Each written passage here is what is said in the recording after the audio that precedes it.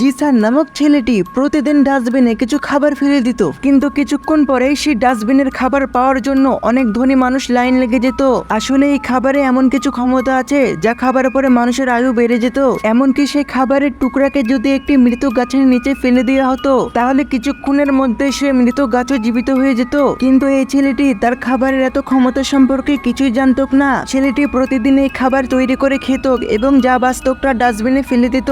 যদিও ছেলেটি প্রায়ই লক্ষ্য করে কিছু ধনী মানুষ তার ডাস্টবিনের খাবারকে খেতে আসতো। এইসব দেখার পরে ছেলেটি ধনী মানুষগুলোকে পাগল ভাবতো।